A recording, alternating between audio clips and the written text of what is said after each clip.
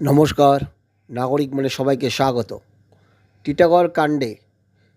টিটাগড় বিস্ফোরণ কাণ্ডে গ্রেপ্তার তৃণমূল কংগ্রেসের কাউন্সিলর মোহাম্মদ রিয়াজউদ্দিন সহ 3 জন।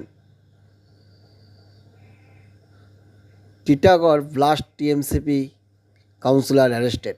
তার দখল করা ফ্ল্যাটেই সাত সকালে হয়েছিল বিস্ফোরণ।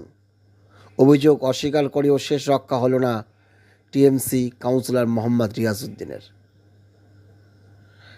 এদিন সাত সকালে বিকট বিস্ফোরণে কেঁপে ওঠে উত্তর 24 পরগনার টিটাগড়ের বাঁশবাগানের একটি ফ্ল্যাটে ভয়ঙ্কর বিস্ফোরণের তীব্রতায় উড়ে যায় ছাদের একাংশ। কংক্রিটের পাঁচিল ভেঙে পড়ে পাশের ঝুপড়িতে।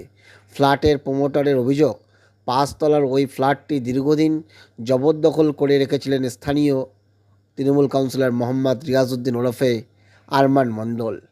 যদিও সেই অভিযোগ অস্বীকার করেন কাউন্সিলর, তবে তা শেষ অবধি ঢোপে টেকেনি। টিটাগড় বিস্ফোরণ কাণ্ডে ওই তৃণমূল কাউন্সিলর মোহাম্মদ রিয়াজউদ্দিন ওরফে আরমান মণ্ডলকে গ্রেপ্তার করা হয়েছে। এই ঘটনায় মোট 3 জনকে গ্রেপ্তার করা হয়েছে। তাহলে কি তৃণমূল কাউন্সিলরদের অধিগ্রহণ করা বা দখল করা ফ্ল্যাটগুলোতে কি আঁতুড়ঘর রয়েছে এই বোমা বিস্ফোরণের? সেগুলো অবশ্যই গোয়েন্দাদের দেখা উচিত, না হলে বড় ধরনের বিপদ ঘটতে পারে। এখন দেখা যাক তদন্তে কি উঠে আসে। ধন্যবাদ।